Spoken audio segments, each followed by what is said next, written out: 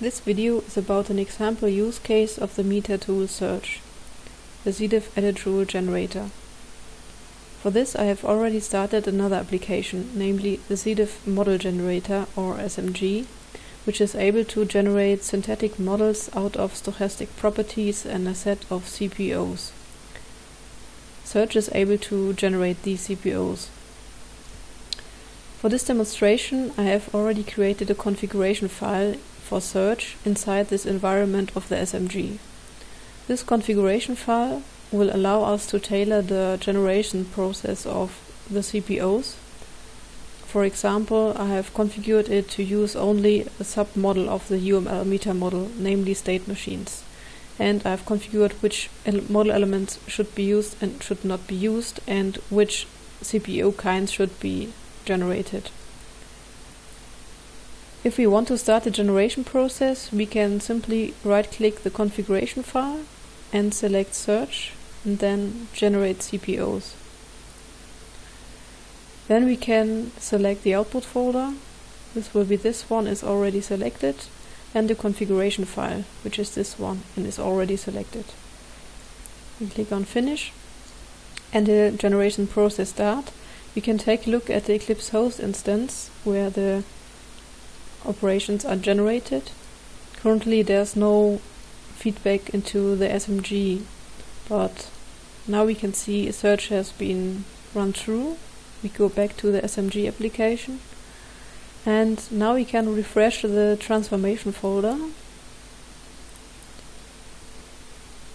and now we see that there are a lot of CPEOs tailored for the state machine submodel of the UML meta model.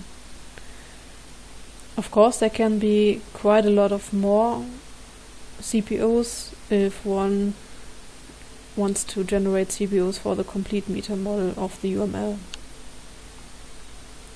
So, the next step is to use these CPEOs in the SMG or SiDiff Model Generator to generate the new test models. For this, we open the SMG configuration file.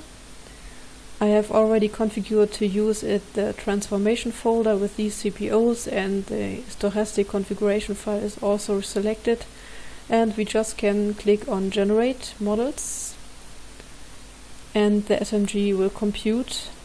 Also here's no feedback, but a look at the Eclipse host instance will tell us that it's using the CPEOs to produce a model. This will take a while. Now it's finished, and we go back to the SMG and refresh the result folder. And here we can see now that there is an original file. This is the original model file and the modified file. Opening the original file will show us that there was only one model element, and opening the modified file will tell us that after the application of the CPEOs we have quite a lot of elements inside here, and they have been created and adjusted by the application of the CPEOs. Of course, there are other use cases for SERGe. For example, the lifting of technical differences between models into a better understandable version of CPEOs. And also, for example, in the context of graphical editors for models, there can be quite a lot of use cases.